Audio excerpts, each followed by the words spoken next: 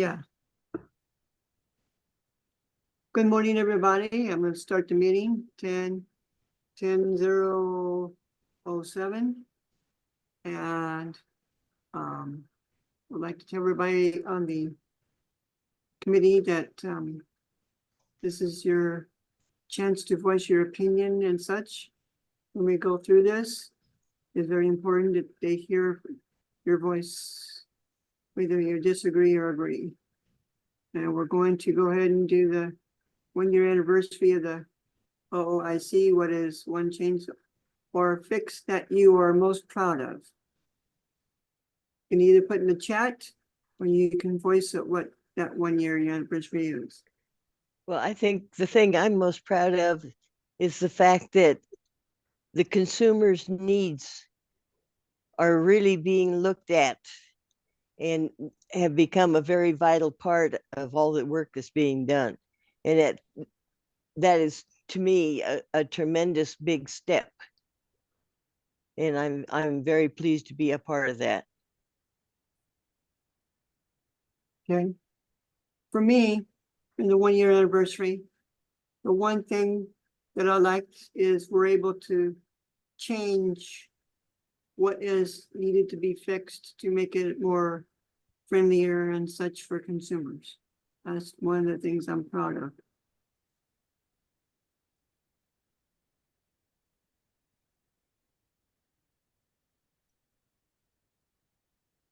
Anybody else? I'm proud of the fact that we were even asked to do this. This is an opportunity to clarify and make it easier for whatever consumer, whether it be a student or an elder or whatever, that we're clarifying it so that all peoples can understand this and make it easier for them to use this system instead of walking away just scratching their head giving up. I feel honored to be asked to do this.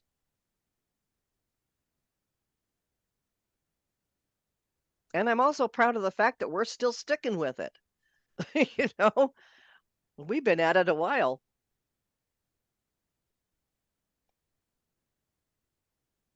Okay, April, you want to go next?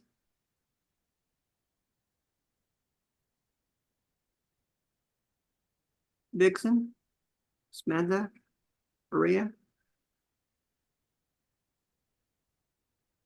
I'll jump in and say, I just remember the first change that we made, it was updating the password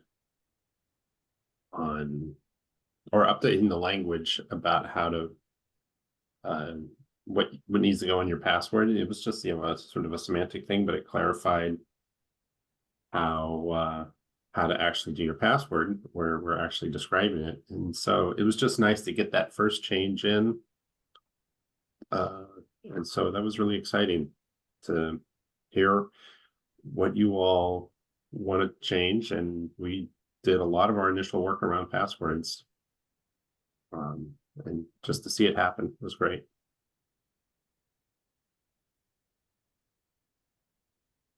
Hey, Randy? Mariah?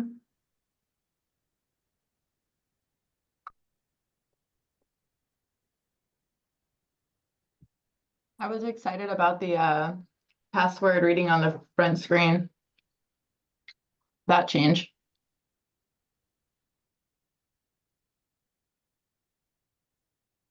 Andrew?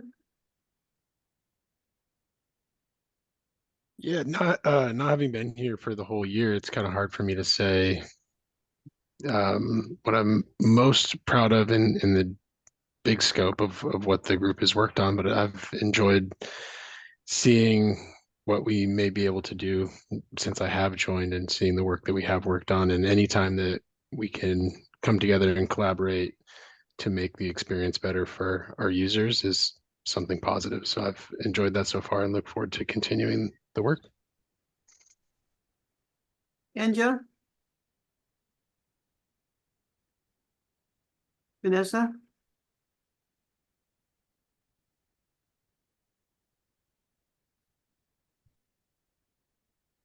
Sam? I was tippy typing, but I can say what I was gonna say. So I've had the opportunity to hear positive feedback to some of the changes we've made, and I think that makes me really proud because it means that the changes that we've decided on and move forward with have made a positive impact to the point where people are noticing and giving that feedback. But also for me personally, and I think some of the other state employees on the call can tell you, we don't often hear positive things about the work we do. There's a lot of negative and not a lot of positive. So getting to hear positive, it really, it feels nice. So yeah, I'm proud that we're doing things that can get that positive feedback. Okay. James, do you think I should read off on the chat too? Yeah, sure. There's some great comments in the chat. Okay. Maria says, yes, I agree. Just be part of this committee is such an honor and so thankful to work with you all to help our community. Vixen is, I love the ones we're working on now. They're clearing up the update, and April is making the language easier to digest. Sydney is, I don't know that word. And I'm extra proud to the changes related to ERTC, like the recent connection addition. Thanks, Vanessa. And who are we missing? Dion, what do you think?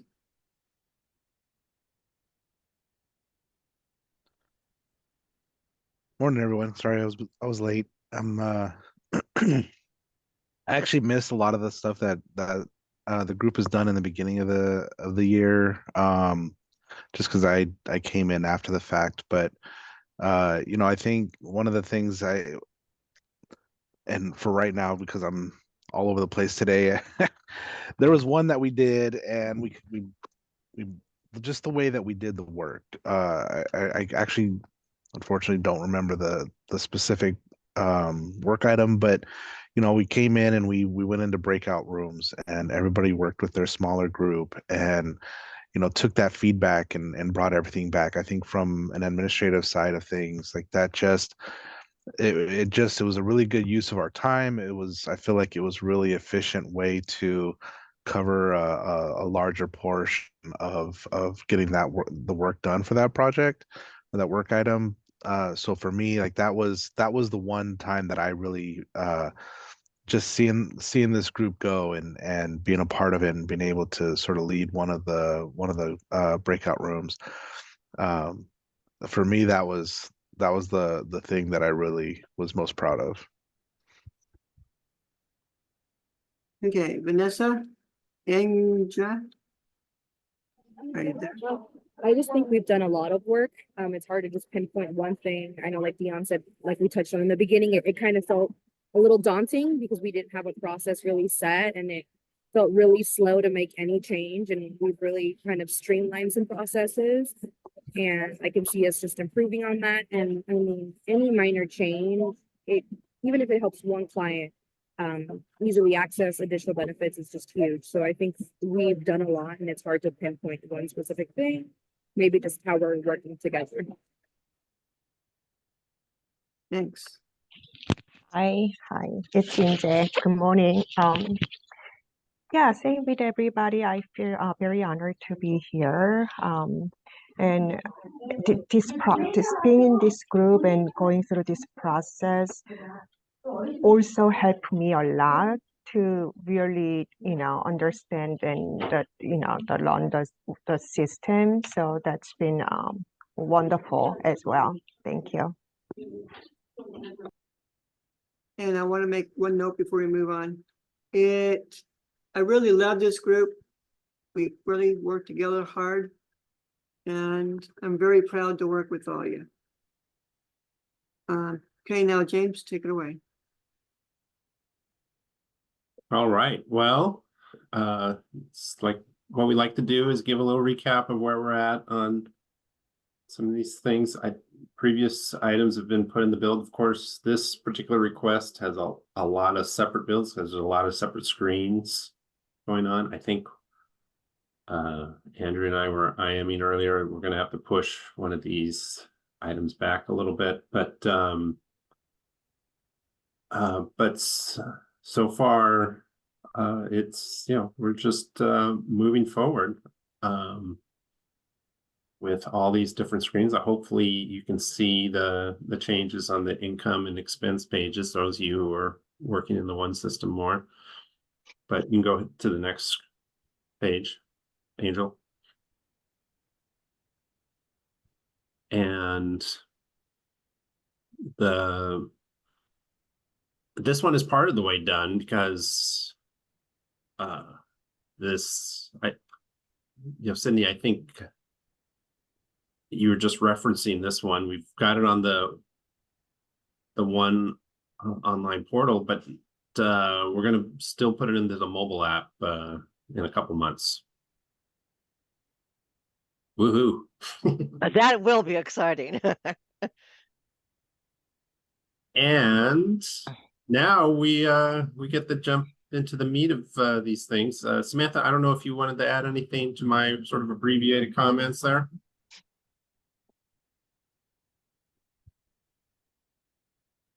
No, I don't have anything to add. Okay, well, let's I guess we probably should share the and I don't have it quite ready, but the briefing sheet you all received Friday afternoon. At least I sent out the correct one of those. And going down to the request change page. Is this the correct one, James? Yes. Looks like it. Okay. Fingers crossed. And which page did you? You're gonna go down to page 5 of that sheet.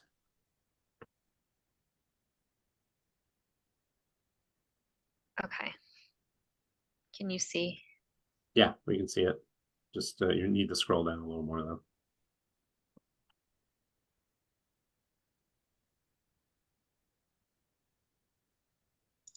Well, you have a slow connection. Yeah, I think I do. Could you share it instead because my Yeah. Zoom keeps going in and Okay, boy, I'll share.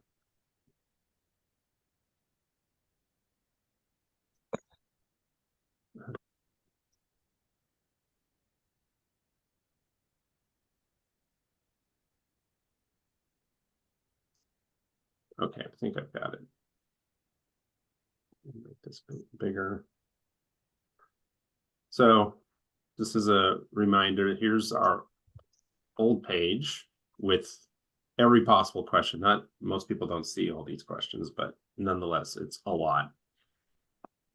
And here's our I'm still just seeing Angel's frozen page. Is everyone else seeing the same thing or is it just me? I'm seeing the same. There we go. Oh, there, it just switched over. Yep. okay, wow. We're chugging along here today. Okay.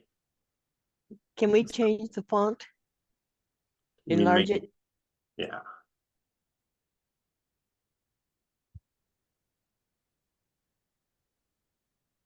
How's that? Good. Okay. So here's our proposed change. And remember, this group talked about, instead of that big laundry list of questions, we're grouping them. We've got by households. I'm just going to scroll through this so we have an overview. There's a person in my household with some questions. And health and healthcare status, and highlighted are some things we're hoping to have updated. And Samantha got some updated language for this area right here that we'll go over, but I'll come back to that. And Hold on just a second. Hold on. yes, In the yellow section here, yes.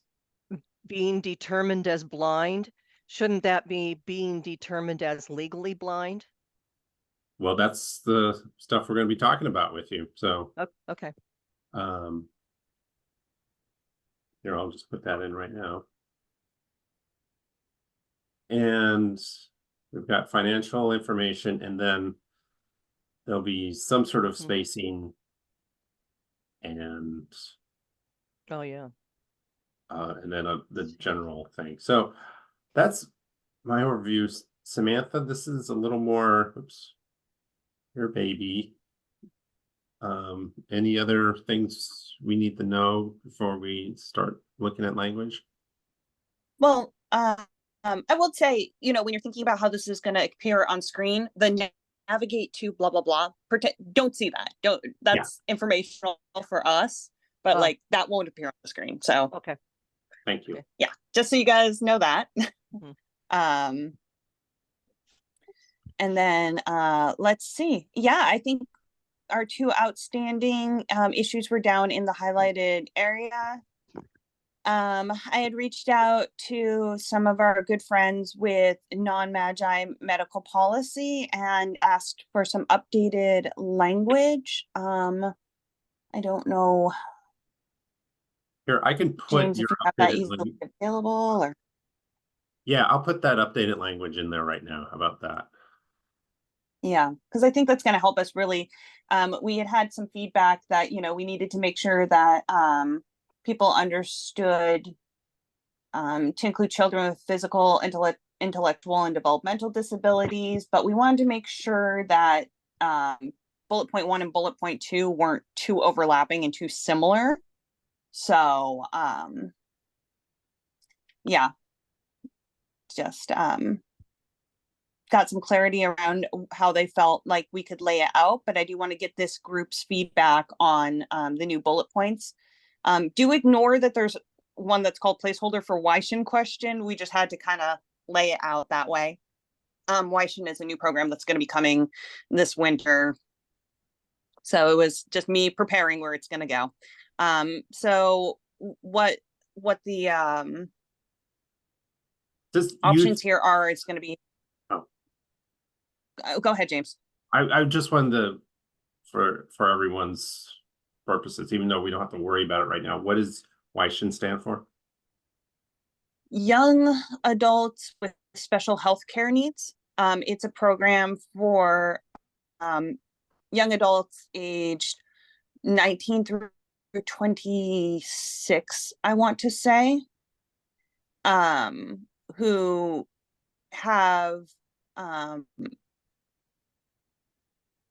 elevated medical needs, and we want to ensure that they have a continuity of care. So it's going to be rolling out, it's going to be phased rollout, right? We'll bring in 19 and 20, and then at a later date, we'll bring in another batch of individuals based on age. So it's going to be one of those, similar with the Healthier Oregon program. It's going to be a phased rollout over the next couple of years.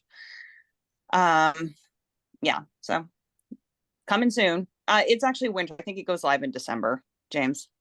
Don't get people too excited. Fair enough. Sam? Yes. With this in mind, I would suggest putting in parentheses the age. So when someone comes over this, they'll go, well, what does it encounter? What does that entail? What age? Yeah, exactly, James. So the design for the Weishin program has just dropped today.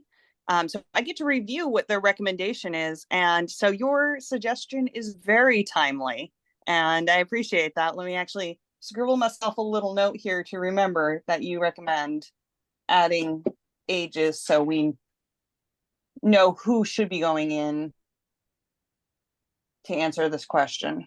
That was me, Sam. Sorry. Yeah. That was it, James. Sorry, George. Sorry, George. And also, some of these have very specific ages on them. And so the determination is so dependent on getting that right age. Mm-hmm. That's very true. So this is, yeah, I think we can almost remove this from our. Yeah, we don't need to be thinking about this one right now. Yeah. It was more for me to block the space. Okay. Yeah.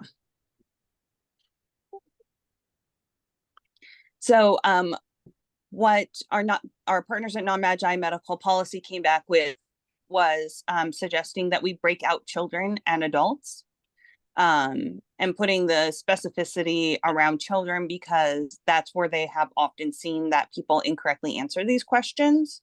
Because, you know, of course, most toddlers need help with activities of daily living, but not because of physical, intellectual, or developmental disabilities, but because they're toddlers.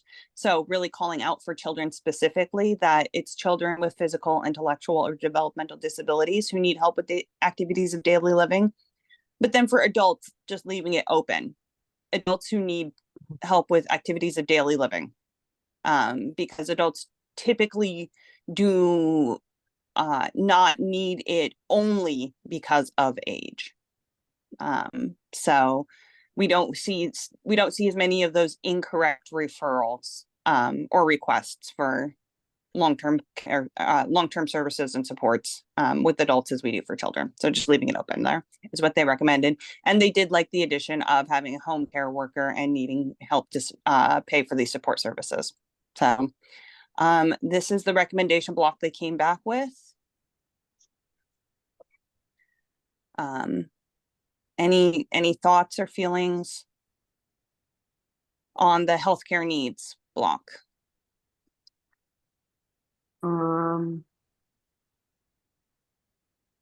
Samantha, would we be able to kind of, I don't know if define or like kind of help the clients better understand what a home care worker is, because they might not know what that is. Like a certified paid home care worker, or yeah. Yeah, we could. I was kind of thinking about that myself. I know that we wanted to keep it short, but yeah, home care worker can mean a lot of things to a lot of people.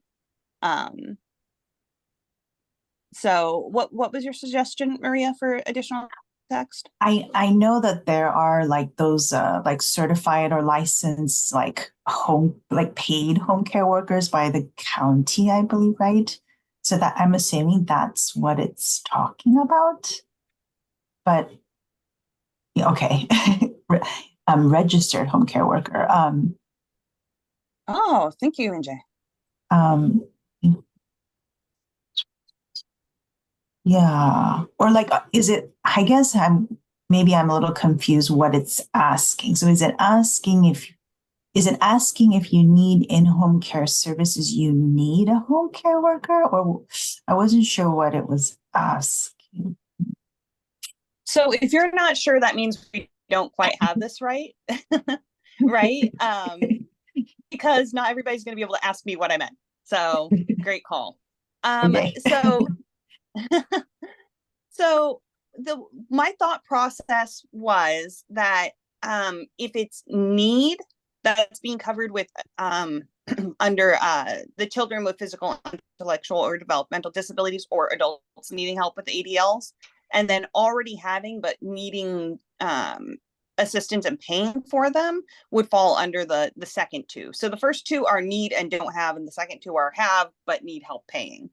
But okay. Maybe we weren't clear enough if you didn't catch that. So I guess what would help us clear this up so that without Sam sitting here and explaining it, it's understandable. Sam, from a consumer's point of view, when it comes to home care worker, it goes into two ways.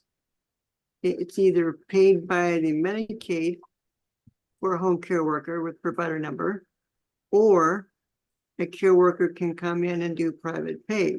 So you've got two ways to do this. So that's why it needs to be specified as to which one it is, because it forks off. The caregiver gets paid either way, by Medicaid or by private pay, in order to qualify for this. Okay, but we've got another wrinkle in this, in that all of this paid worker and caregiver is going to change with the new system with the agency with choice.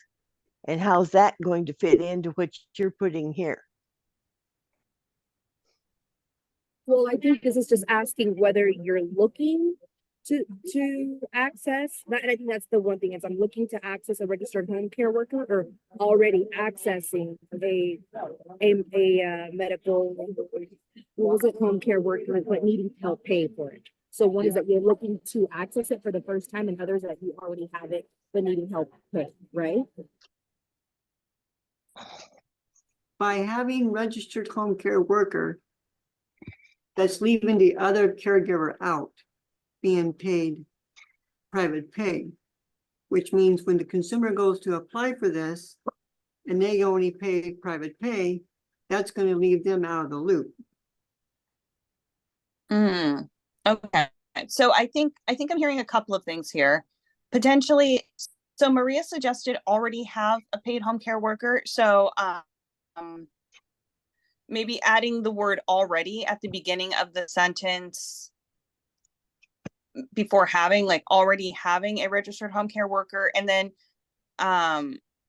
George, what is the term for private pay that individuals who are private paying would recognize? They just classify it as just private pay, caregiver with private pay. That's how they classify it as. Okay, so already having a registered home care worker or caregiver?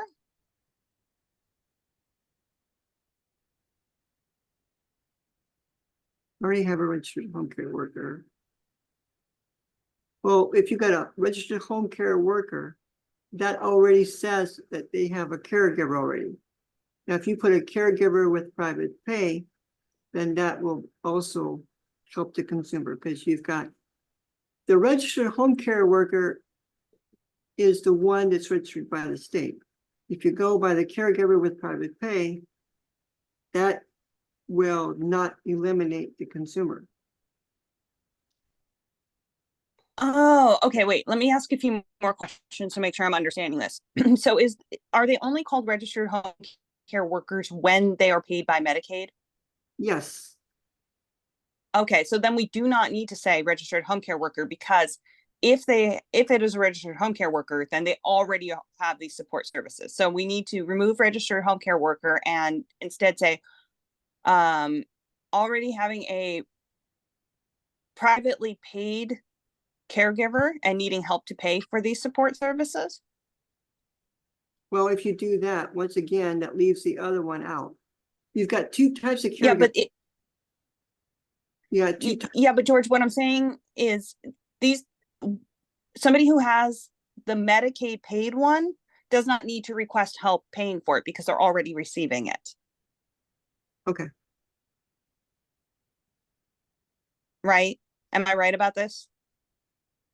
Ruth, right, yeah, because we're prompting them to tell us that they need Medicaid to pay for this. So we wouldn't use the terminology for a Medicaid paid provider because they're already receiving those benefits.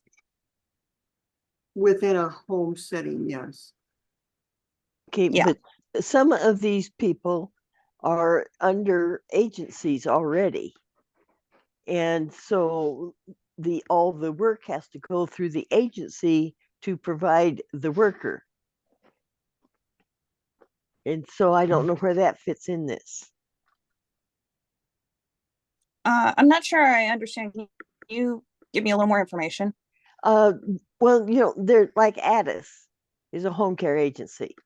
They send people out to take care of others. But everything goes through Addis. Mm-hmm. And so where does that fit into this?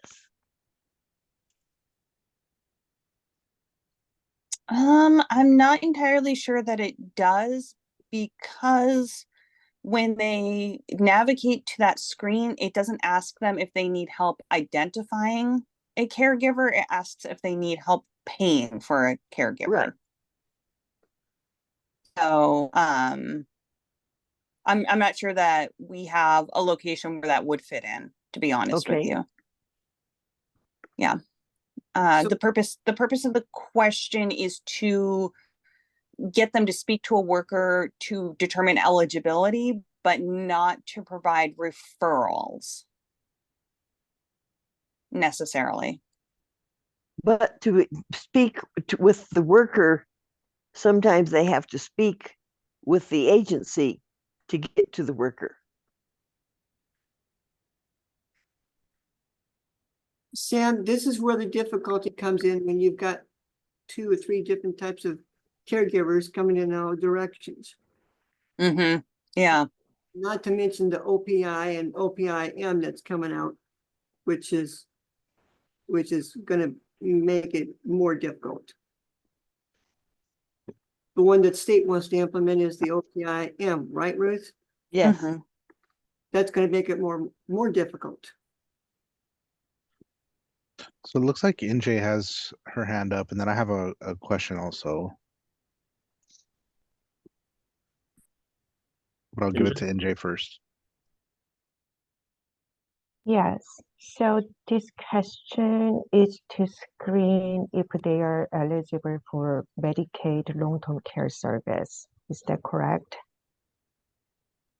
Yeah, that's correct, NJ. Okay. So if that's the case, and would a Medicaid long-term care service will pay for privately paid caregiver? No. Okay, so then why are we asking privately paid if you already have them? If you know, if they are not going, Medicaid is not going to pay for them, because this question make you think that, oh, I have a privately paid caregiver, and if I do this, and I go through the eligibility, then if I get approved, then they will pay for my privately paid caregiver. But wouldn't they? Because if you're privately paying now, but you're eligible for long-term care services and supports, then I you might believe have to they only, right? yeah, but I believe they only paid for the home care worker who are registered in the state. So let's just say that my mom is really sick and she hired one of her, neighborhood friend to take care of her, and my mom applied for this program, right? Report a change. Now she, has a private, she's paying privately. My mom is paying private money to her friend to take care of her. And if she sees this and, up to this report change, it makes at least me thinking that, the state, the Medicaid program will pay my mom's friend to take care of my mom. But that's not the case, right? That if Right. my mom become eligible, then she will need to hire registered home care worker with the state to get Medicaid. Right. I see what you're saying. Okay, thank you. Mhm. Well, CMS will not allow Medicaid to pay privately for a caregiver. Private pay comes out of the only consumer's pocket. Matt, I want to kind of go off of what Inja was saying. I think maybe we're kind of asking like, if you're currently paying out of pocket for a caregiver now, but like, let's say maybe their situation has changed and so they need it, or they just need help paying for in-home care services, right? Is that what it's asking? That's what we should be asking, right? Like, maybe my dad needs in-home care services and I didn't even know I could get that through the state. So I've been paying out of pocket, but my dad would be eligible for long-term care. So we would want, you know, him to check this box so that he could be determined eligible and have the state pay rather than me continuing with the private pay. Right. I think the key words there is like, I need help I need help with in-home care services. Maybe. Yeah. So I think I put it in a chat, like needing to hire a home care worker, like needing to hire, you know, like registered home care worker or maybe something like that. I don't know, rather than having, I don't know. I don't remember what the original question was anymore, but Sam, can you confirm? This is basically I the have it open question is- right now. I have it open right now, and that's exactly what I was looking at. So someone in my household needs help with activities of daily living, like bathing, dressing, etc., or lives in a medical facility or nursing home and help to pay for these support services. So I think it needs to add and needs help to pay for these support services. That's what it was before. Right. So the actual question is whether or not is asking, are they needing help to pay for a caregiver in general? Home care worker, caregiver needing to help to pay for this person that comes into my house that assists me. Right. That's essentially what we're needing to confirm. But I think it might be trying to use the same words as the bullet above for the nursing facility piece of it or facility piece of it. And maybe it's just a matter of, you know, because the question is healthcare needs. This includes needing help to pay for a home care worker. Because it's not about hiring, because hiring happens once you're on long-term care. And so I don't know if we're getting, because we as a group understand that there are various types of long-term care supports, and we're kind of getting in the weeds a little bit, but this question specifically is more or less just, I need help. Like, yes, I need help paying for someone to come assist me, right? That's what the question is really asking. Yes. That's I kind of boil it down to the core. I need help paying for someone to come assist me. So whether or not they already have a home care worker, whether it's private pay, at the end of the day, I need help to pay for this support, which is kind of links it into the long-term care services.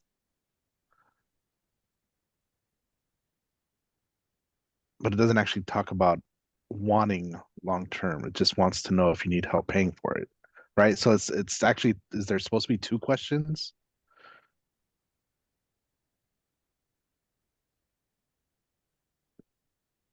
I'm just trying to capture that without erasing what we had before, but Yeah, but basically like that, like needing help to pay for home care support. Maria, I mean, you had there may be better words or other words to use, but I think that's the gist of what we're trying to find out, That right? makes more sense. Hooray! so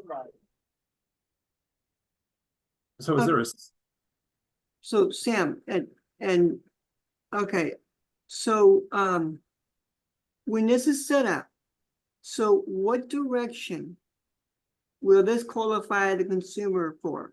Food stamps? Is it going to qualify them for medical, or is it going to qualify them for state services? With this question. This question will, without getting too crunchy, medical and support services. Without getting too deep into the nuances of the system, it will not result in them becoming eligible for food stamps. Okay. I just needed to know what direction it was going. 'Cause I'm pretty sure consumers are going to be very confused about this if it's not done correctly. And I'm pretty sure, I hope that Brandy and Dixon and them, it's not difficult for them when they go to do this. Would we need to include already having a state registered private paid caregiver, just because, the point, just because, like we were saying, there's a process and everything, like through the APD office or something, you know, to go through your background check and screening. Should we put like a state registered, or just because the confusion that was mentioned earlier about, you know, just choosing anybody to be your, and you calling it private, that you're paying them, you know, and they might not necessarily be able to pass the background screening through the state and stuff to actually be a registered caregiver. So should we have something in there that says already having a state registered privately paid caregiver? Does there something needs to be in there for that than just a kind of free for all way of saying it?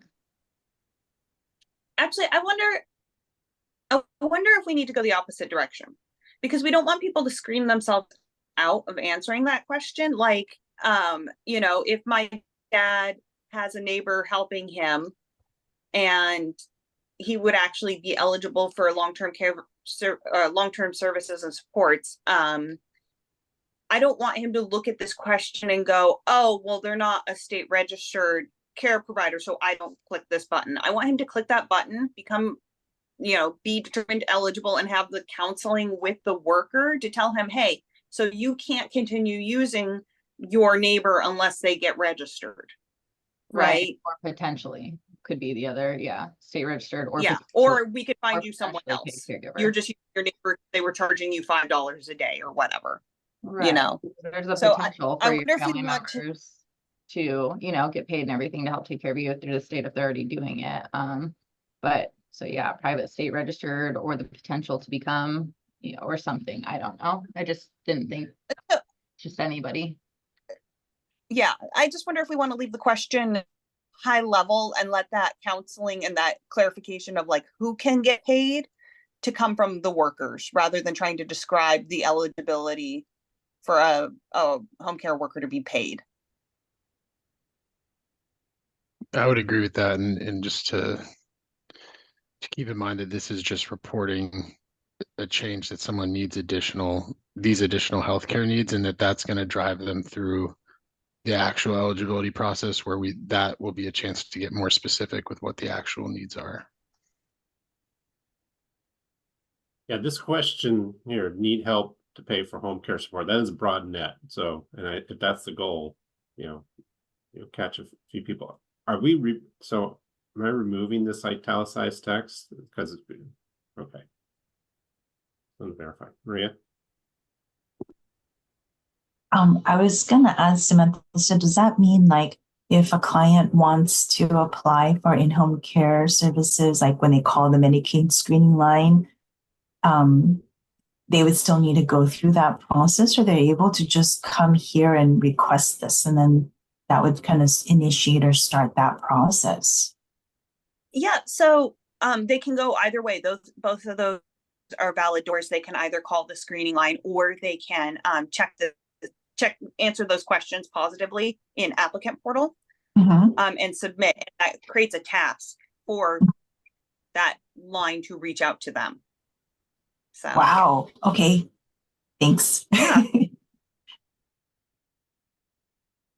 Now, Sam, I do know that a medical facility or a nursing home, they mostly get their income from Medicaid and Medicare. So if they're needing help to pay for these support services, what is that asking from the consumer? Since Medicare and Medicaid pays for these services already. So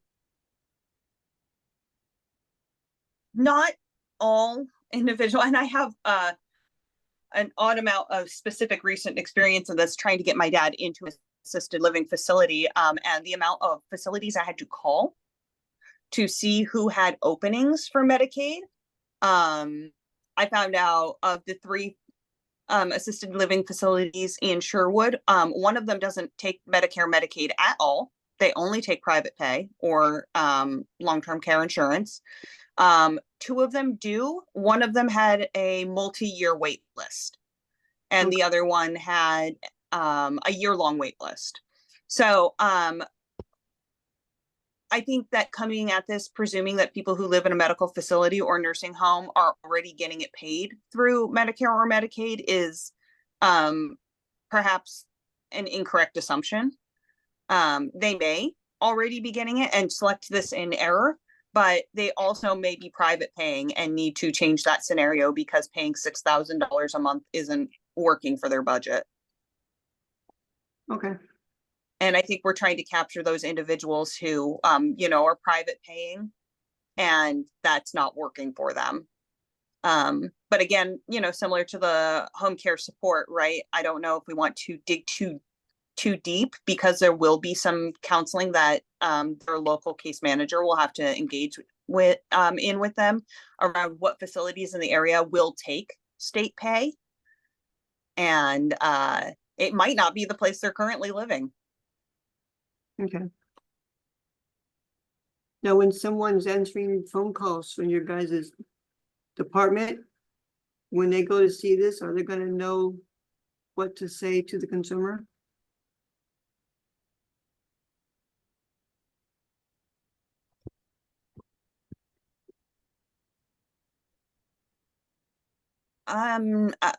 I would assume so, but workers don't see this screen. They have a different portal that they work through.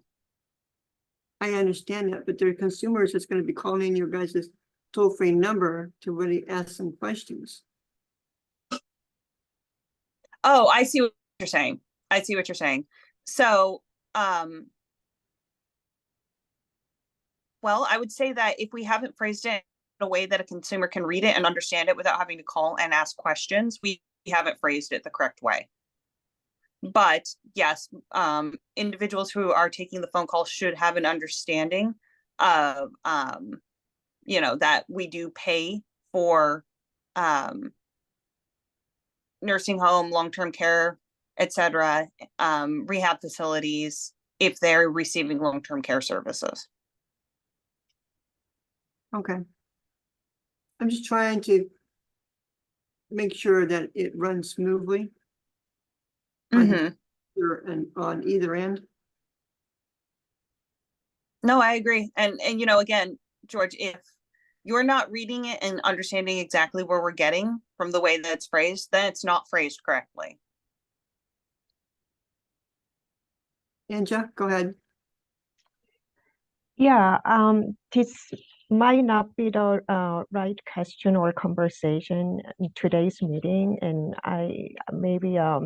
I don't know where actually I can ask this question, but just to put it out there, it would be really nice to be able to learn, like if we do make the changes here and submit it, then what happens after. You know, what the process is like, because it seems like with Medicaid long-term care service screening line, depends on which county the consumer, you know, is in. The process, some county it's shorter process, some county it takes like 3 months for them to get even a call, you know, by the county. So, you know, and so it'll be nice to really know, like, because I have a consumer that we did this, but then did not get a call for a few months, and we end up just calling the county Medicaid long-term care service line, you know, so like kind of if there is a wait time or where this actually goes and who will be looking at this and, you know, how that works. I would love You to know, learn that. Mm-hmm. I also had a very negative experience myself assisting people with applying and seeing how long it took for them to get a call back. So I would also be interested in the answer to your question, quite frankly. And I wonder if we can take an action item to follow up with somebody from workflow to get them to come speak to, you know, how the long-term care services and supports referrals occur and what the process is for that, so we can have an understanding, because that might also help us correctly level set for customers what the expectation is and what they should expect once they click that button. I'm all for it. What do you guys think?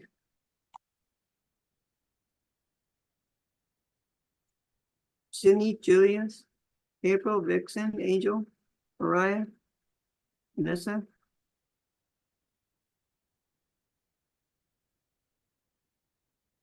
Sydney, Ruth.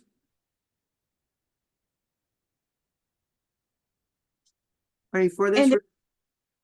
And if this isn't the correct venue, you know, potentially if there isn't sufficient interest here or we don't feel like this is the correct venue, I can also see if it's something that the CPOP team would be interested in putting in their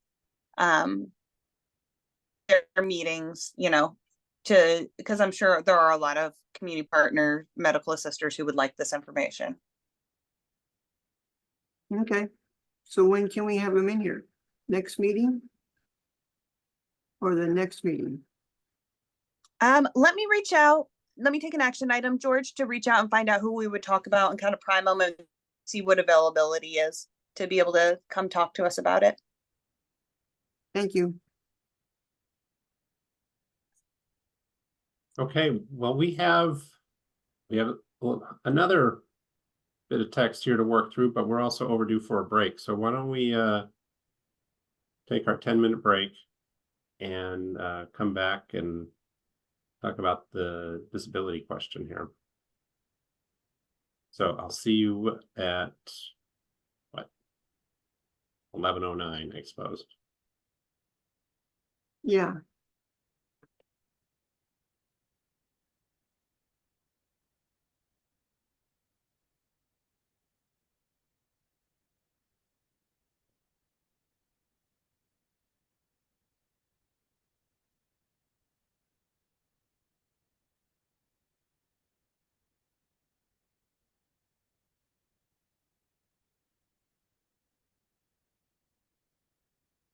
Did you want to leave the recording on or turn the recording off?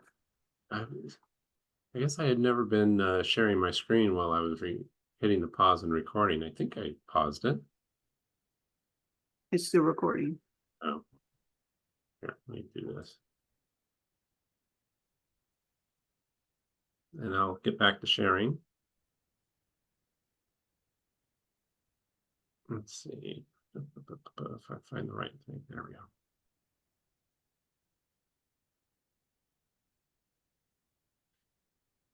Okay, well, I guess before we move on, I want to make sure, is this good the way it looks?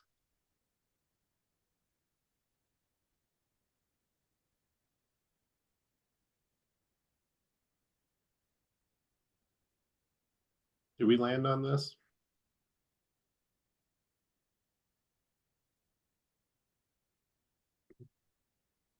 I think that's where we landed. But I would like to hear others confirm. No. I think it looks good. Thank you, Jay. Okay. Maria nodding. George, Yeah. okay. Yeah, looks good. Okay. Looks good here. So do we have a vote? Well, we have more here. Now we want to look at this section. I don't know if I can get rid of this. And I want to find out what does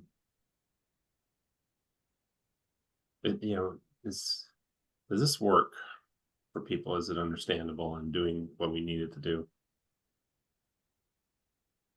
And asking questions in a way that's respectful. Mm-hmm. I thought it looked good. I read through it and I thought it looked good. But I'd Yeah, like we to added hear legally like- here. Yeah. I'd like to hear what everybody else has to say, So, Very, so with that, and you're being navigated to disability information, what is in that space where you have to put the disability information? What's it look like? It's a pretty base level screen, George. Not a lot of details are collected, just basically an attestation of I or whomever in the household is disabled, permanently disabled, or legally blind, and marking those questions in the affirmative can result in some changes in the programs you receive. For medical, it would move you from Magi medical to non-Magi medical. Non-Magi medical requires an interview where they would capture more information about your disability or blindness determination, and determine your eligibility based, taking that information into account. With food stamps, being determined permanently disabled or legally blind can change your work requirements if you're in an area that has work requirements, and it can change the length of your certification period. So in both cases, those changes will go for a worker to review and follow up and document more information. But as far as like what questions they have to answer on that screen after they check this box, very base level questions. Okay, well, here's my concern. We put in determined as permanently disabled and then being determined as legally blind. The other people with the other types of disability will probably be saying, well, how come we weren't considered like the mentally ill? And They are. They're being considered permanently disabled. Isn't that what? yeah, but not everybody that has a mental illness or blind consider themselves as being permanently disabled. What do they consider themselves? As what the name reads, that they are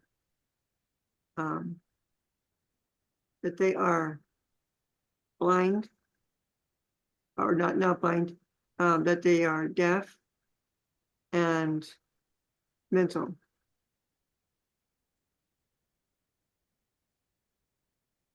Permanent disability, when someone reads this, especially in a wheelchair, permanent disabled for some people consider just being in a wheelchair being permanently. Right. So George, you're saying we need some other Other things to capture. So then they're not feel like they're left out. But I think the only answer you guys are going to get with this that comes to the head point is to get a bunch of people with all types of disabilities and ask them how they would feel about this. Because as it stands, some people in wheelchairs only consider themselves as permanently disabled for life. Permanent disability to them is life.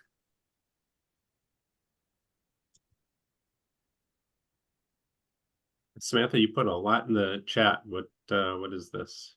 Wow. So when you do navigate to this screen, the disability information screen, there is that question mark bubble help text that kind of defines what we're looking for in what situation somebody should answer yes. And it boils down to somebody who's been determined blind or disabled by the Social Security Administration, or is receiving income from the Social Security Administration based on blindness or disability.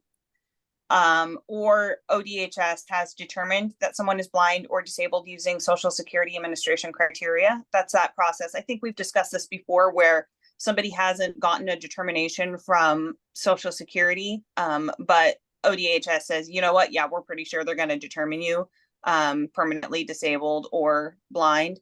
So we're going to go ahead and start giving you the benefits you would get once you get that determination. We're just going to start that now. And then the third time we would want somebody to answer yes is somebody is experiencing a disabling condition that's expected to last 12 months or more and can result in death or prevents them from being employed.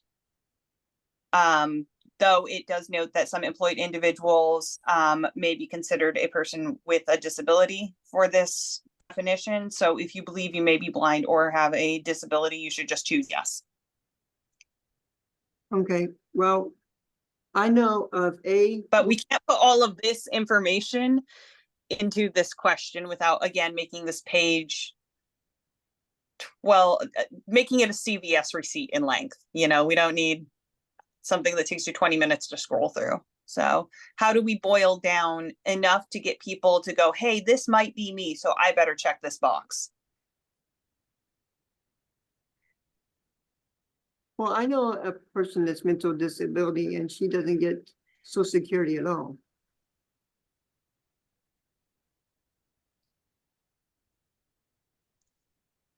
There's some that get this, that get Social Security, and then there's others that don't get Social Security. Is there So, and any for the- way, to put a footnote in here, see back to the section that describes all this? That's a good. In order to see this section, they have to check the box to be navigated to the screen where it exists. So to receive benefits based on disability or being blind,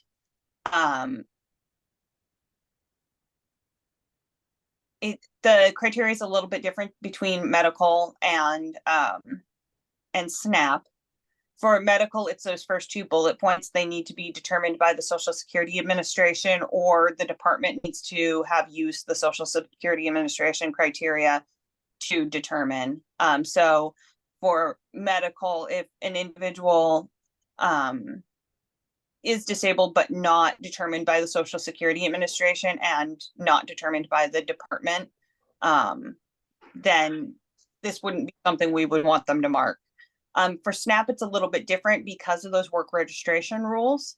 So a disabling condition is something that lasts more than 12 months or and prevents them from being employed. So you know, if individuals experiencing ongoing mental health issues, if those issues are preventing them from being employed, then checking yes would be appropriate here. Which is why I think, you know, that final note that, like, if you think this is you, just go ahead and check it, is appropriate, and maybe the way we want to frame up this question. We, again, don't want people necessarily screening themselves out. We would prefer to have people just kind of tell us everything and let a worker figure it out and work with them to figure it out, because more people might be eligible for these the adjustments in their benefits and, you know, the opt out of the work registration and that sort of stuff than they may think they are. So, you know, just getting people to say yes if they think it might apply to them. So by navigating to the disability information, they can fill out the information whether they're on Social Security or not. Yes. Yep. Then I would suggest putting on here anybody that has a disability that is on Social Security or non-Social Security. Apply information on the disability information side or something like that. Because people won't know if they don't have Social Security and they're disabled, they're not going to know where to go to fill their information in.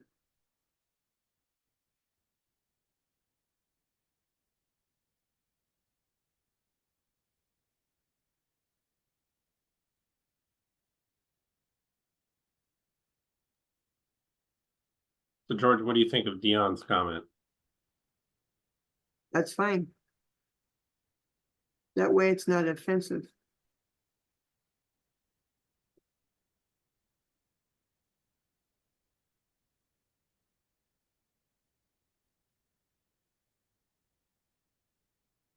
Because as it stands, the director of Oregon Health and Human Services still trying to find out how come these people are not applying for services.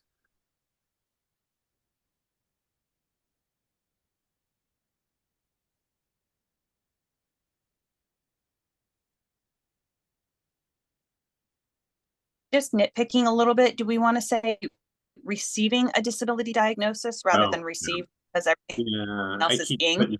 I keep screwing up my tenses here. Yes, You're messing with my grammar, James. I know.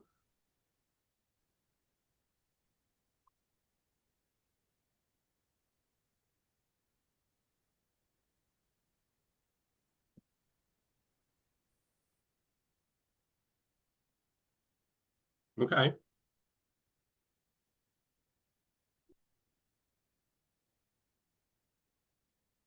Well, how does that look?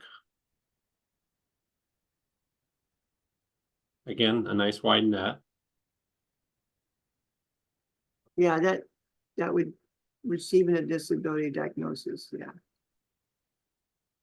That way, from my perspective, it's not disqualifying anybody.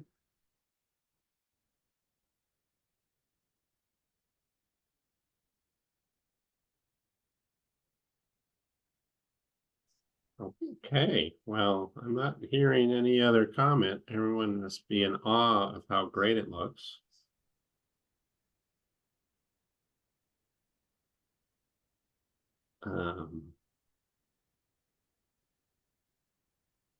And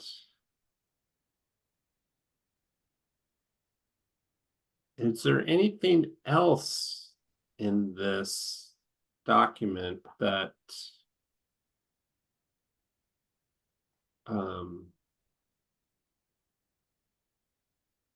jumped out at anyone? I don't know. You know, we're sort of over time on this, so I don't know how much time we want to devote to it, but what do you think? Is it acceptable, or do we need to spend more time on it, maybe even in a subsequent meeting?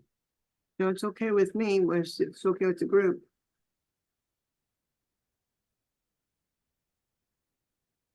Randy, Mariah, Sydney, April, Ninja, Vixen, Judith. Well, have we already covered a person in my household? Right? Nope, you just went past it. It says immigration status. That's a huge that's a huge just immigration status. Well, has that changed for someone in your household, I guess? Okay. Is the idea. Yeah. Got it. Inja? When we are reporting changes in a one portal, there are two different button section we can do, and I thought the one was the about how we may contact you, then that's including address, and then the other one is the one that we are kind of going over. So are we merging them together, because I see the address change on this as well? I believe this one is specific to the reported change in circumstances.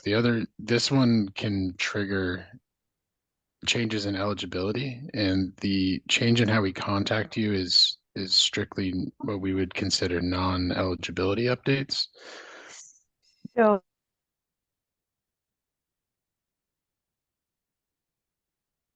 from here, since it's on the other one? Not necessarily, because I think Okay. you could you could be making a change like that while also reporting some of these other changes that do impact eligibility. As well, okay. But if we are just changing the address, it's still recommended to just use the change of how we may contact you.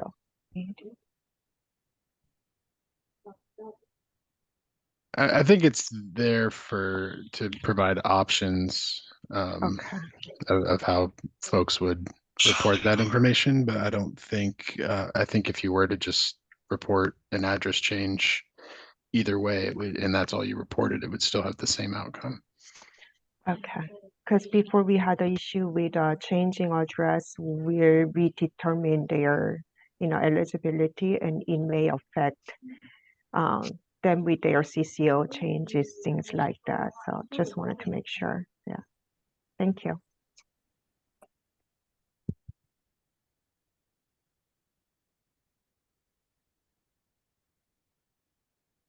Okay.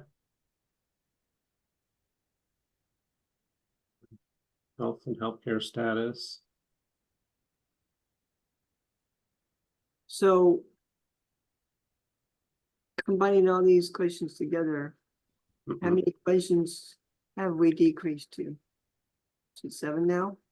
8, 10? I'm not sure how much we decreased, but we certainly grouped them so that it's a little easier to navigate. Maria? We definitely decreased the overall number of checkboxes by combining things that used to be separate questions. Okay. But we also cleaned it up and organized it a lot. Yes. I was gonna just say, I think overall it looks like easier to navigate, easier to kind of see, and it's organized well. And I don't know if we're on talking about comments right now, but the one thing I wanted to like kind of go on, ask about was a tax filing status. If we can maybe include like an example, like for like tax filing status, like for example, or something, just to elaborate a little on that part.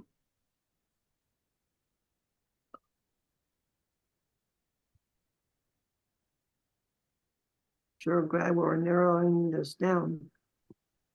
Yeah, well, Maria, you're going to have to help me with this, I think, because it's entirely possible that you understand this better than I do. So I'm going to say, like, let's say, for example, for like a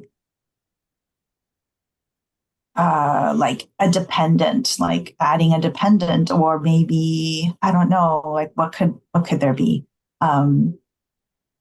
Changing from single to something else. Or like not filing. I don't know what the options might be, but let me look at screen. And while Smith looking at so it's, I mean, this is just asking, maybe someone was added to your household, or you were filing jointly, now filing singly, or vice versa, things like that. Is that what you're talking about? Yeah. Yeah, because a lot of people probably be a little puzzled what that means. She mentioned it. Okay, thanks.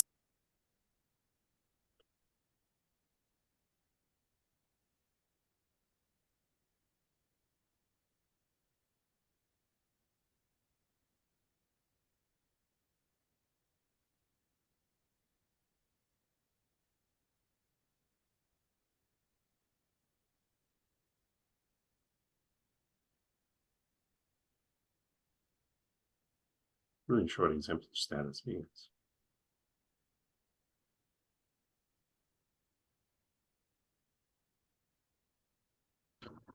I don't know what it means either, but I know it's a question I have to answer whenever I'm doing anything with taxes.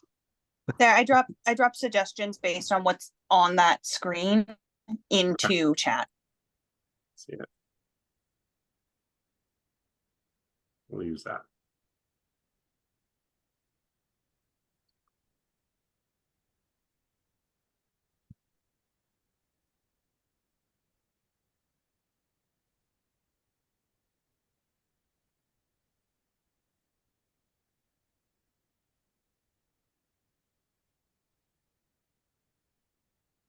Looks good from here.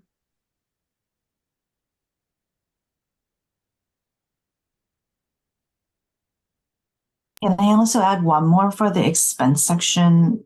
If we can add any language about the self-employment.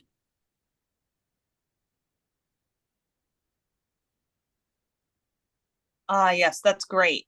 For medical, they collect self-employment costs in the expenses section, not in the income section, which feels very wackadoodle. But that's where it is. So, if you could, nope, scroll back down. You were actually there. Keep Oh, scrolling sorry. down. Financial information, expenses, add a new line, Okay. and then do tax deductions such as self-employment expenses.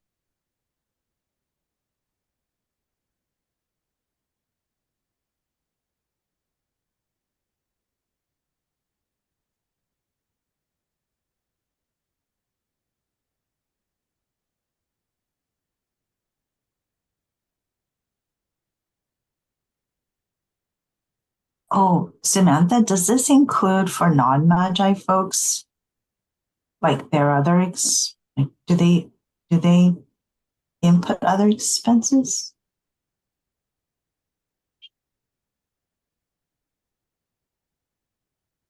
I don't know, like medical costs or things like that. I can't.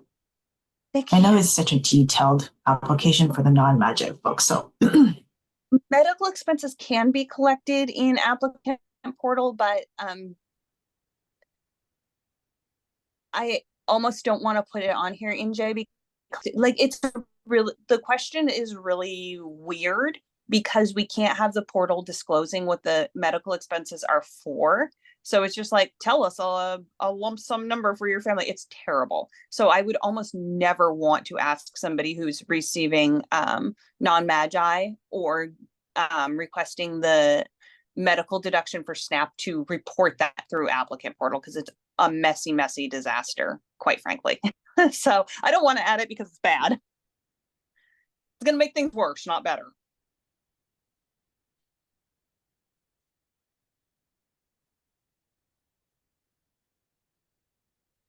Yeah, I was thinking like Medicare premium costs or something. Oh, do we even collect that in applicant portal?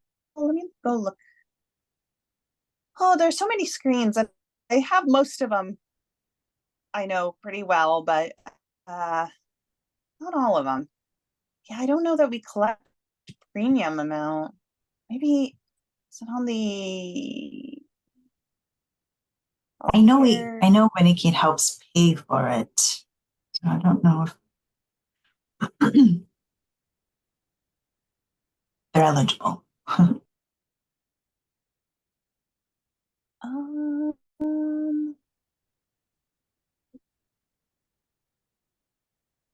Okay, yeah, we don't actually collect the Medicare premium amounts in applicant portal, so we don't need to add it here.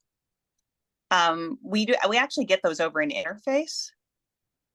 So like every year you don't have to go report that change or anything. It just comes over the interface to us and we update the systems, but it's only available in worker portal. So don't need to add it here. Wow. Systems talking to each other once in a while. Amazing. Like magic.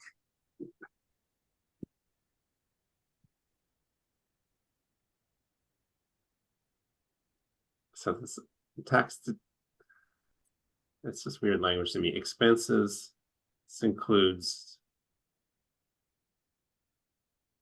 tax, a self-employment expense that counts as a tax deduction. I don't know, I guess. Because a tax deduction is not an expense, it's the self-employment expenses that are the expenses, right? No.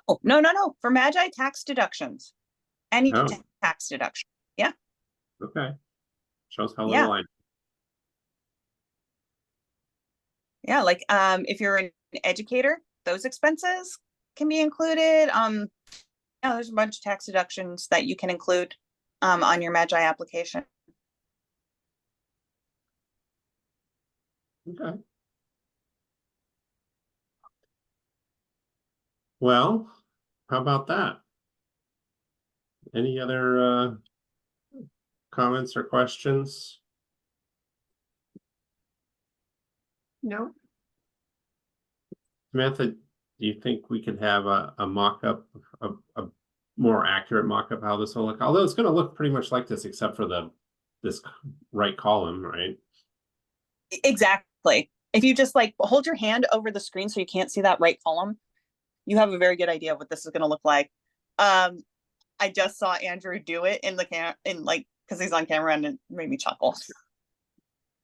Hey, look, James did it for you. There you go. So it's going to look like probably some more space. I love it. I think as that. a person who's helping, I love it. Yay. All right. Well, I guess we can move on then. So Yeah, when is this going into effect? What we just did? that is a good question. Absolutely no sooner than August, but I have a suspicion, George said this one's going to take me a little bit to slice and dice up into, it's probably going to take multiple work items, and it's going to take me some time to get them sliced and diced up the right way. So maybe look for it September, October. Okay. That's a soft promise. Don't hold me to it. Okay. All right. Well, we had there was a couple of requests mentioned in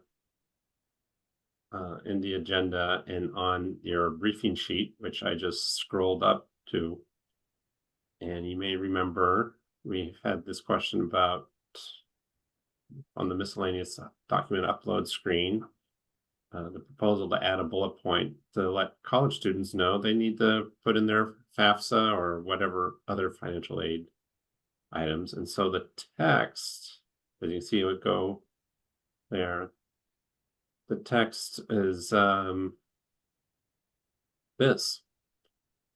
If you're a student of higher education, please submit any financial award letters. I think that's what we discussed before, but I don't think we Yeah, I have a question on this one. Yes. Are we doing anything with the higher education in educating them that this needs to be done?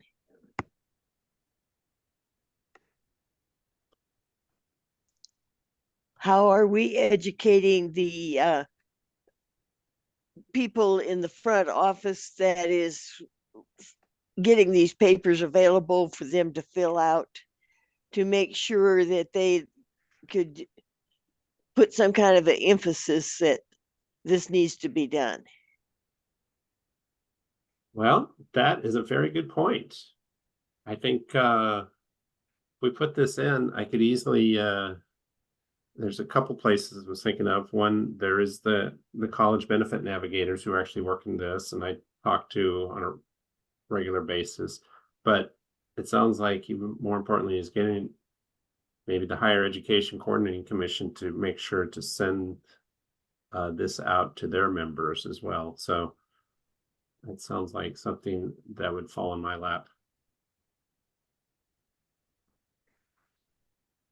Yes, Maria, go ahead. Is it required for them to submit that? Normally, like they'll receive an RFI notice, a request for more information notice if they need those documents, and then we would help the clients to update it. But is it, not sure if it was required or if we would just submit it when they request for it. So I think kind of what we had talked about last time this was brought up was that it's the requirements for what's counted and what can be excluded is different kind of depending on what the source of the income is and how it's available to the individual, and what that income is going towards. So certainly, as you mentioned, if it is required and we don't have that information, they would get an RFI asking them to submit specifically what we needed. I think this page in particular, it's the document upload screen that comes at the end of submitting the application. So the goal would be trying to get ahead of that a little bit to give individuals an opportunity to submit information that they may have. before we have to pin their benefits and request additional information. I do want to read, Vixen put on here, that is something we need to outreach education to for the sisters, the parents, youth, and with their own plans, and then the colleges. That's a good idea.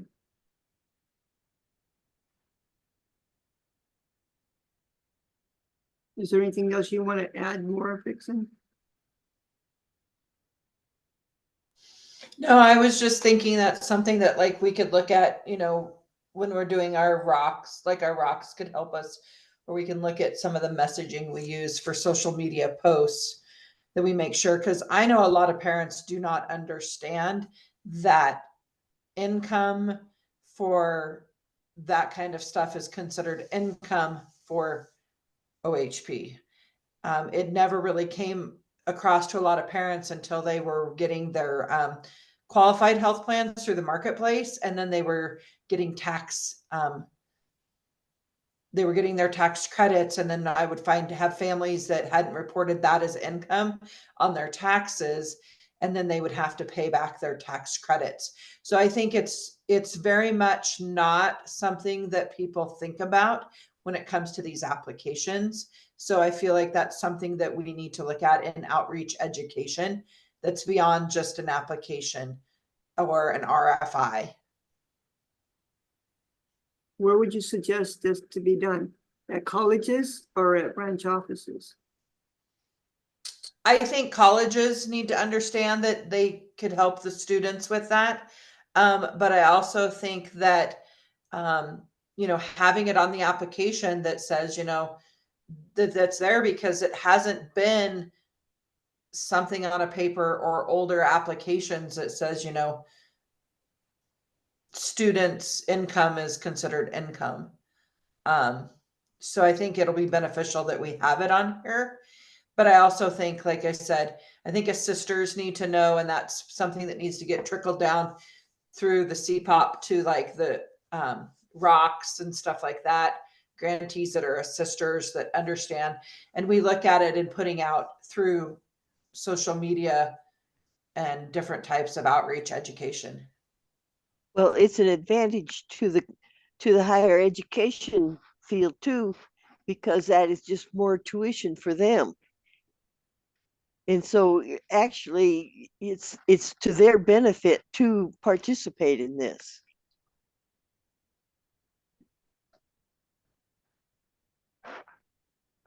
Did you answer, James and Samantha and Dion?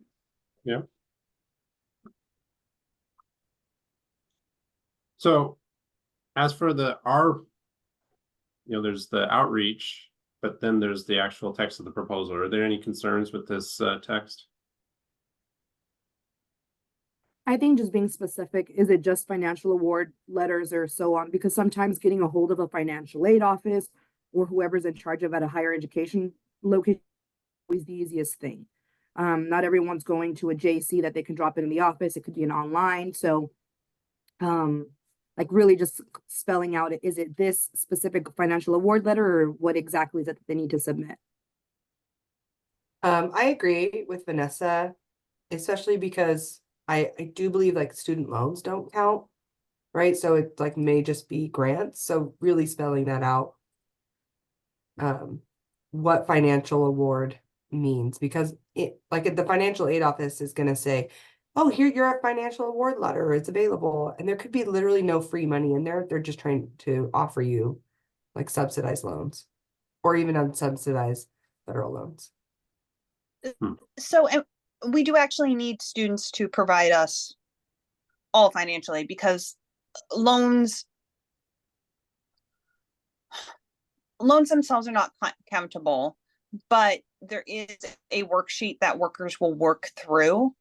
And you know, when you get into nuances like work study, there are some countable work studies, there are some non-countable work studies, there are some countable grants and non-countable grants, and some scholarships are countable and some scholarships aren't.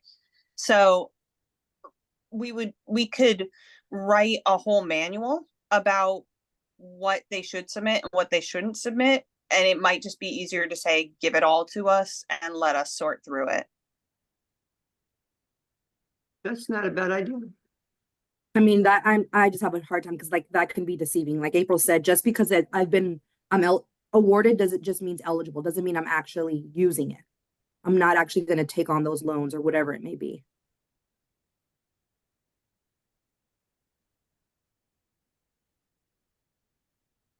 So how do we encourage students to submit whatever they have, or, you know, cast a broad net, but not give them false hope? Is that sort of the concern, since we're not going to be counting grants?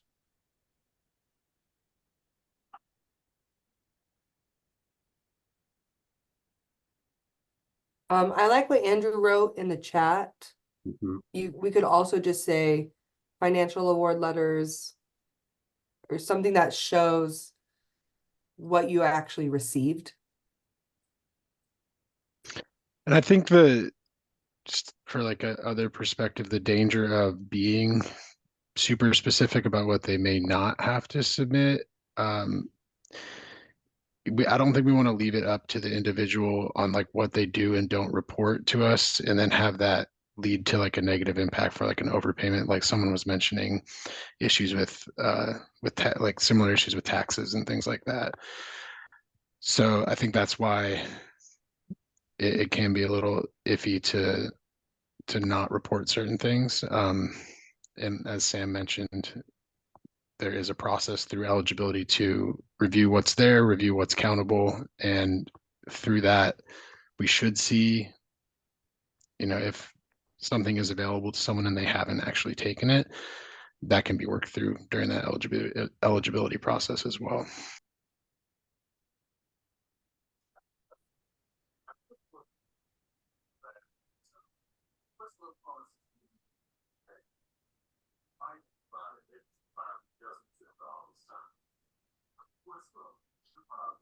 So where do we go from here? Well, what do people think of April weighed in? What do other people think of Andrew's suggestion I have on the screen?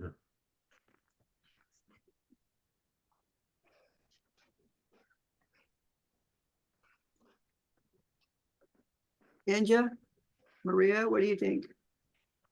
Okay, she says looks good. Brandy says looks good. Demi, she agrees.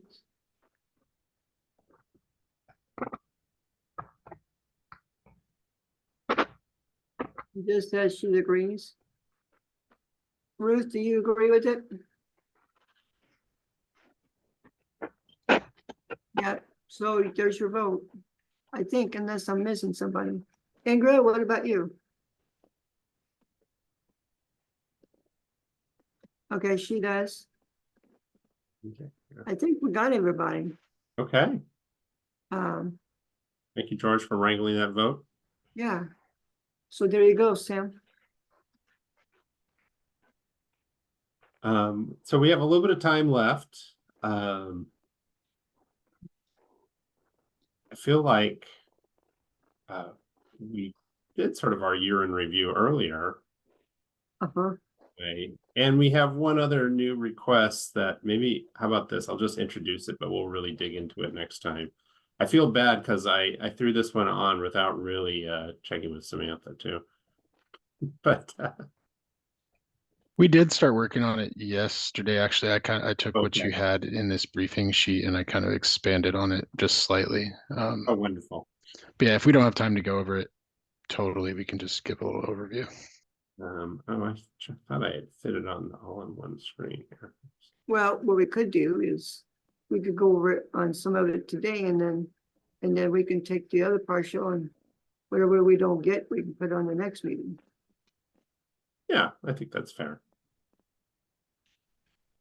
So just briefly, it's sort of the issue statement here where when you're stating your relationships, and this is the screenshot I happen to have, where Linda has a relationship with Tina. So what is, and then the question is relationship to Tina.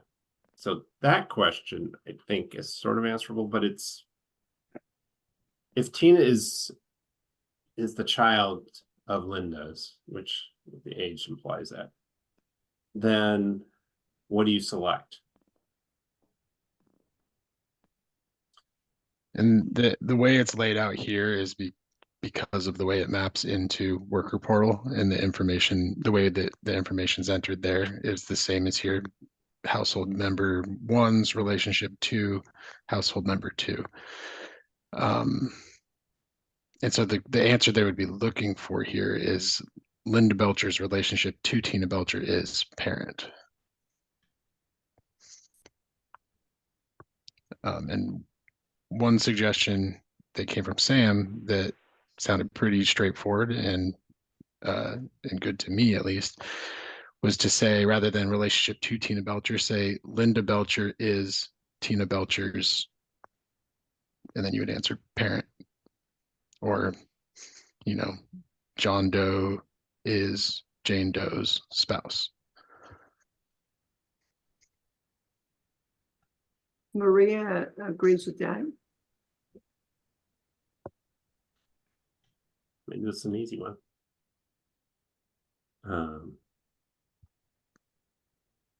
Let's see.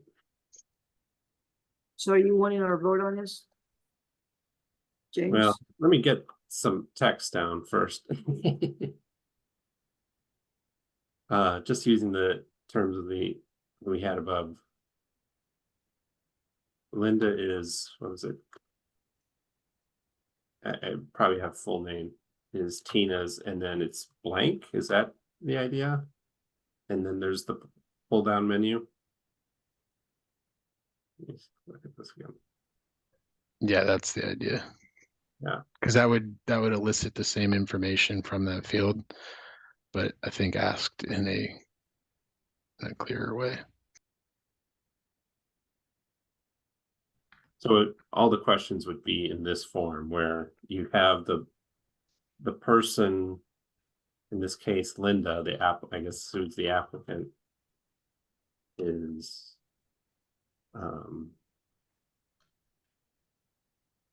yeah, so if in the case of I'm making up a spouse for Linda.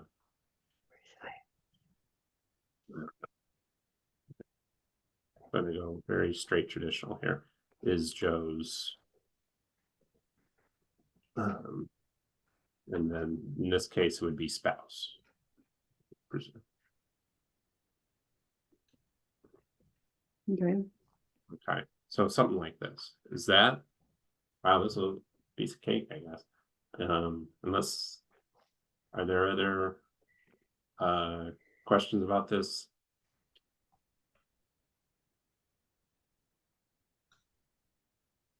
Is there anything that you guys are confused about? Nessa, April, Vixen, Sydney? Nope.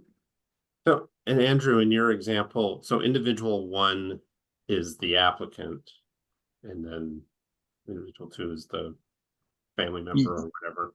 Yeah, so when you land on this page, if there's multiple household members, you do enter this information for each household member, but it is dynamic in the sense that once you enter Linda is Tina's parent, and then you would select to Tina, and it would show Tina is Linda's child. So it is something that you go through for each household member on the case. So it could potentially be individual two is individual three's sibling or something like that. But yeah, once it's updated on person, it should kind of carry over throughout the application to the other household members until it's all filled out. But that format, at least as much as I've thought it through, should, like I said, elicit the same information, and it should work for all household combinations.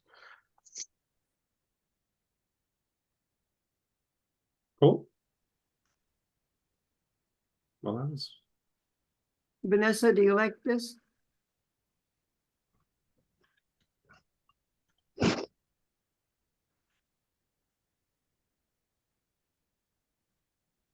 Vanessa may be on the run. Ruth, do you like this? Yes. Okay. April, Dixon. Angela, do you like this? April says yes.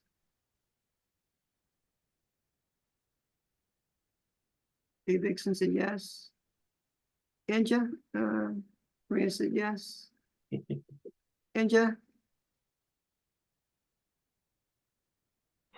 I think I said yes a few times already. Vanessa? Yes, you did, actually. I see it.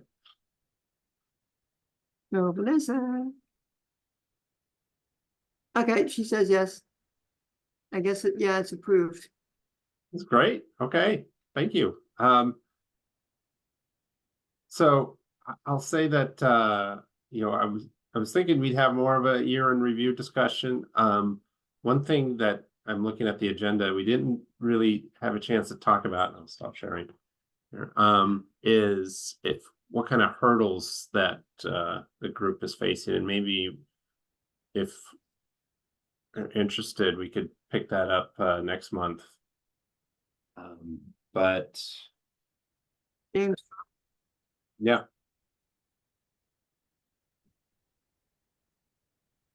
And I froze.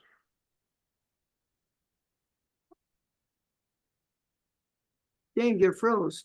Yeah. What a coincidence. Everyone froze on me. So but in any case, yeah, we could talk about hurdles that this group is facing and what we can do about it too. What have been some of the hurdles of the last year, but you know, we're sort of out of time. And we do have a few action items for Samantha and myself. Oh, I know what I really need to talk about is our August meeting. Is it possible to potentially move it? George has a conflict, and so we were going to talk about this. We could move it a couple hours later, or is that even a possibility? Or just exploring it for right now. I'm hoping George's other meeting will get moved, but what, you know, so when it comes to August, what is that possible at all, I suppose? To move it later or move it the next day, you know, any thoughts?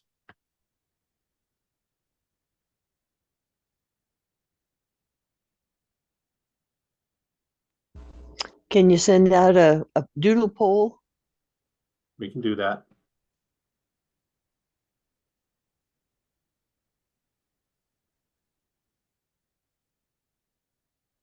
I don't know if Vanessa, if you're still on, if we had a 3 hour later start, if that would be possible for you too. But yeah, we can do the doodle poll. That's a good idea, Ruth.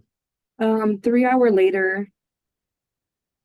That's pretty tight. I mean, that means that I'd be ending at 6 o'clock every time. So you don't want the 3 hour later, right, Vanessa? Most definitely not. I have kids and a life. Could we move it to a different day? I'm open to moving it to another day so long as I don't have to be on so late. Yeah. Okay. So would you guys consider moving it to a different day?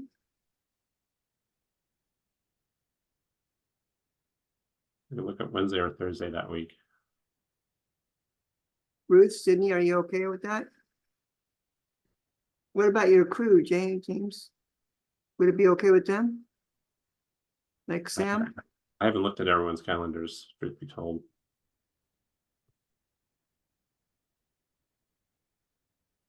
Angela, what do you think?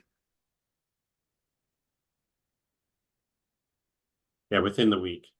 Or which week? Yeah, it would be the same week, hopefully. Are we talking, is this August? Just August. Just August? I cannot do Wednesday or Thursday, but Maria is here, so she can be me and Maria for August. So you and Maria are connected, right? Okay. Yes. They were in the same place, yeah. Okay, Dion, do you got all this? Absolutely. Okay.